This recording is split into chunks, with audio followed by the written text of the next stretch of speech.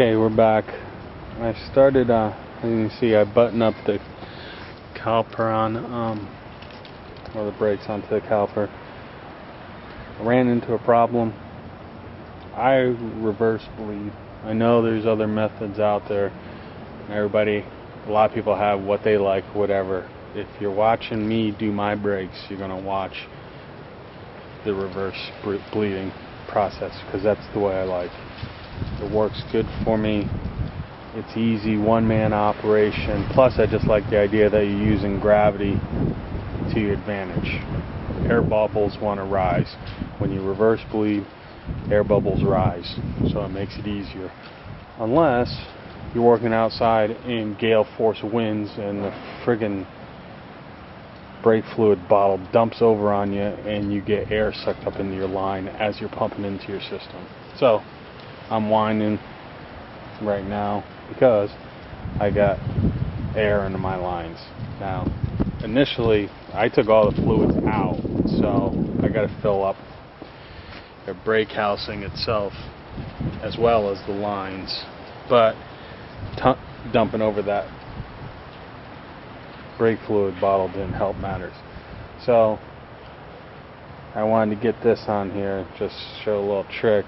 I got fluids in it, and rather than sitting, you know, you got an 8mm wrench on here and on your bleed screw.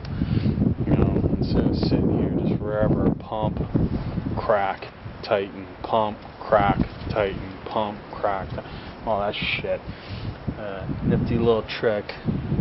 As soon as you start getting some bite on your lever, I mean, I'm talking about little, you can still bring it to your handlebar, but as you're getting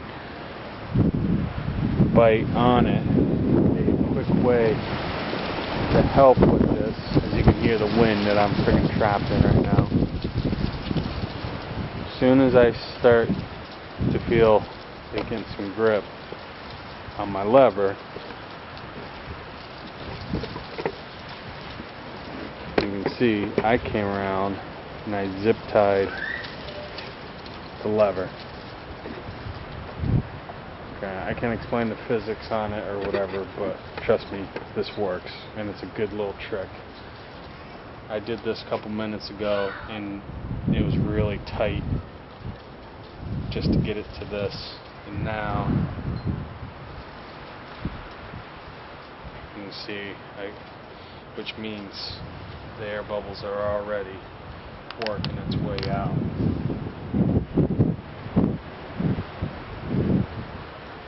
And don't crank that down, just notch it enough to where it's just holding it there. I'm going to go have lunch, and then guarantee when I come back I'm going to lift this out. I'm going to crack open that bleed screw just enough to see a whole bunch of air will come out, and I'm either going to be there on my lever where I want to be, or it's going to be real close. So I'll be back in a few, and then when I do come back, I'll just show the procedures of reverse bleeding so you can get an eye on that. So, back later. Alright, I'm back. So before I showed you about if you got air in the line, especially when you're putting brand new lines on and changing the fluid out completely, obviously you're going to get air, and then the mishap I had yesterday with the winds and all that stuff. So anyways, I showed you tying the lever back and leaving the bike alone. I did that for a little bit. I came back and it was better. It was much better. I mean, it was good to the point where I could have ride, but it still wasn't where I liked it, my personal taste. So I just went back and tied it again. As you can see here. And then I just left it. I went and played with my boys and just let it sit. So I'll probably let it sit overnight. So and now I'm coming back to it to show the results. And unless I'm dead wrong, we should be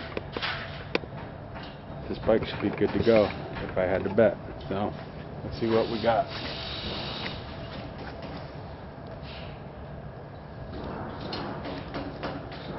Okay, I'm going to release this lever and then go to the bleed screw and let it burp.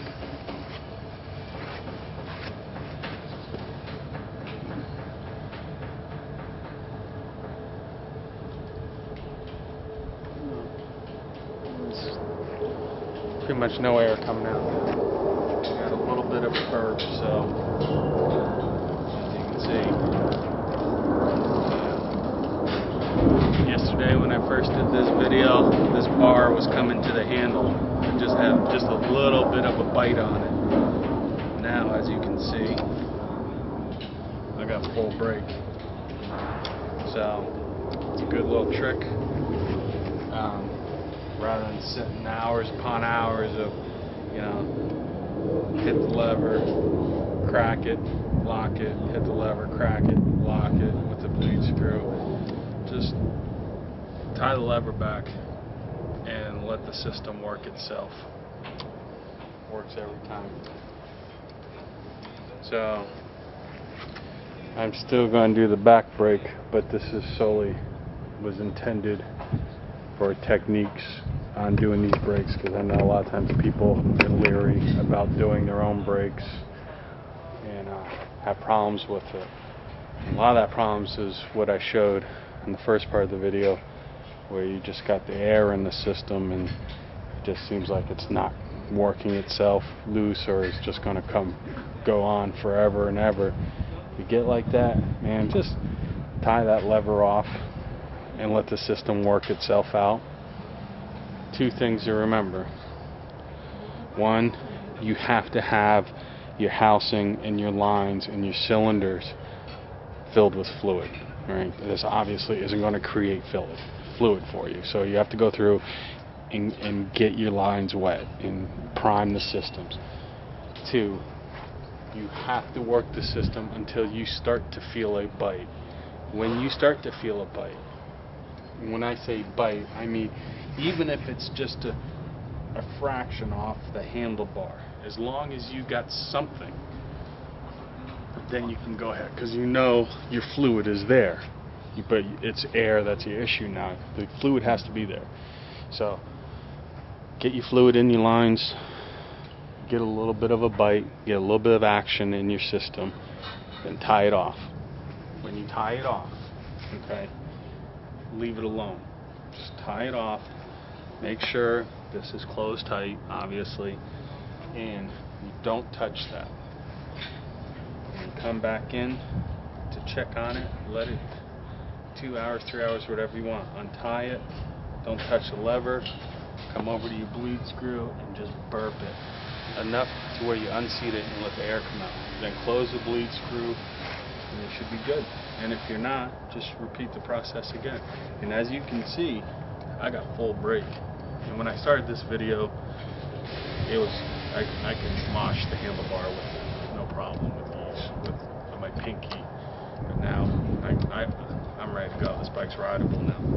So hope that helps. Give it a try if you ever get stuck. And next one, I'm going to show you the reverse bleeding on my rears.